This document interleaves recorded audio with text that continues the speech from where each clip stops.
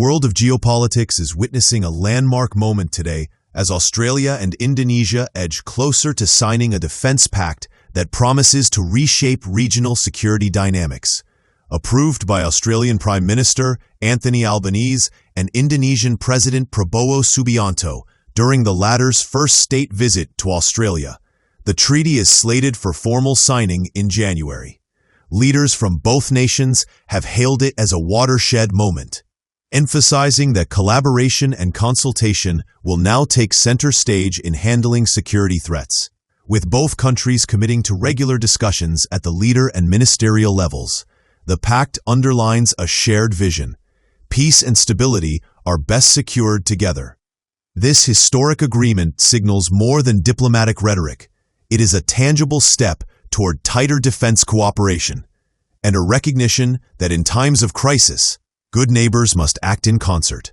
Prime Minister Albanese outlined that the new pact will enable mutually beneficial security activities and formalize consultation if either country's safety is jeopardized. The leaders stressed that these discussions are not merely symbolic. They carry practical implications for joint defense planning, intelligence sharing, and coordinated responses to emerging threats. Albanese framed the agreement as both a continuation and an evolution of decades-long collaboration between Canberra and Jakarta. President Prabowo echoed these sentiments, invoking a familiar Indonesian proverb, "When we face an emergency, it is our neighbor that will help us." In doing so, he underlined the cultural as well as strategic importance of the alliance, linking centuries-old neighborly bonds with contemporary geopolitical imperatives. This pact builds on a series of agreements dating back to the 1990s, beginning with the 1995 security arrangement between then Australian Prime Minister Paul Keating and Indonesian President Suharto. Since the independence of East Timor in 2002, Canberra and Jakarta have steadily strengthened relations, signing the Lombok Treaty in 2006 and the 2024 Defense Cooperation Agreement. Each of these milestones has progressively enhanced trust, communication, and the capacity to respond to regional challenges. While the details of the new treaty remain under wraps, analysts suggest it represents a more robust framework than its predecessors, codifying the consultation process in the event of perceived security threats and opening the door to coordinated action either individually or jointly. Strategically, the pact comes at a critical time. Australia and Indonesia share concerns over China's rising influence in the region, balancing economic ties with strategic caution. Both nations recognize that Beijing's growing military presence in the South China Sea and the broader Pacific could have direct implications for regional stability. Keating, reflecting on his time with Suharto, noted that fears about a future assertive China were already present 3 decades ago. Geography, he explained, makes security threats interlinked. A threat to one country could naturally impact the other.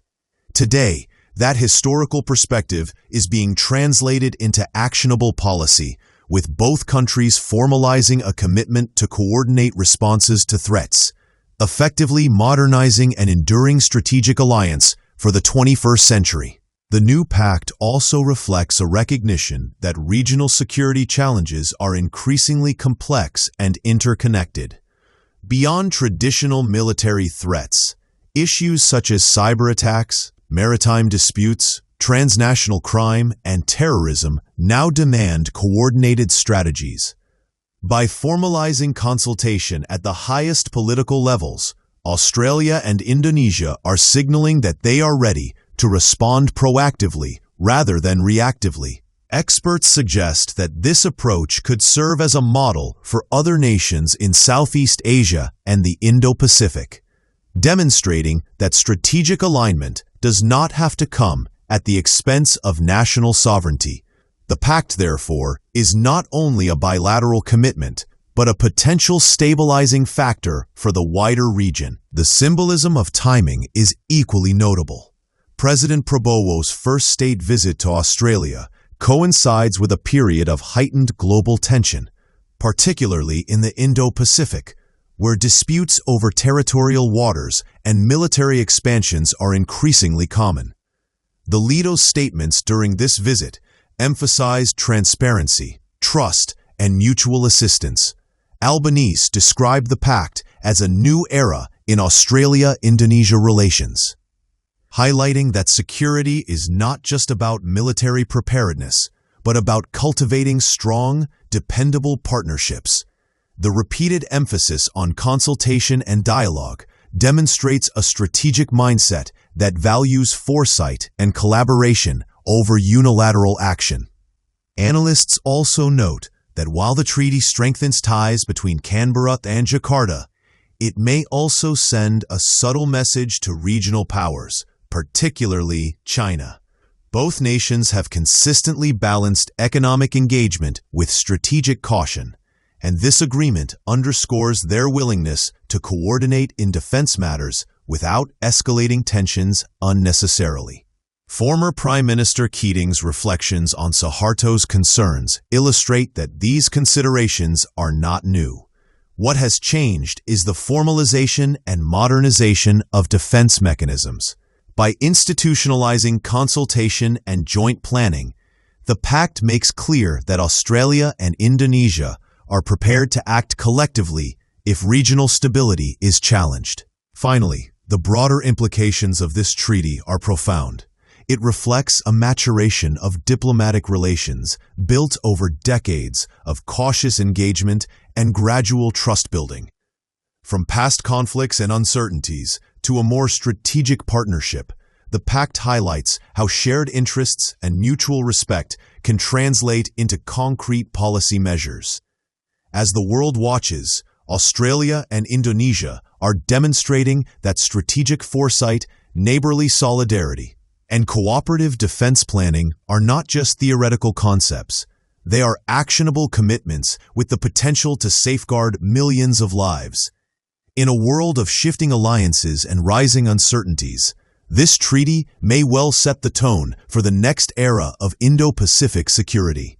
Beyond immediate security concerns, the pact also reflects broader strategic ambitions in the Indo-Pacific. Both nations are increasingly aware that regional stability requires more than military readiness. It requires a foundation of trust, shared intelligence, and joint planning. Analysts point out that the agreement could facilitate coordinated exercises, maritime patrols, and even joint responses to natural disasters, which have historically impacted both countries. By embedding these mechanisms into a formal treaty, Australia and Indonesia are effectively future-proofing their partnership, ensuring that cooperation can continue, even amid political changes or global tensions. The human element of the treaty cannot be overlooked. Beyond maps, militaries, and defense policy, it is about people, leaders, officials, and citizens, trusting that their neighbors will act in solidarity during crises. Albanese and Prabowo's public statements emphasize this principle, linking cultural respect and strategic necessity. Experts suggest that the pact could inspire similar collaborations elsewhere in Southeast Asia, signaling that strong bilateral partnerships can serve as pillars of regional security.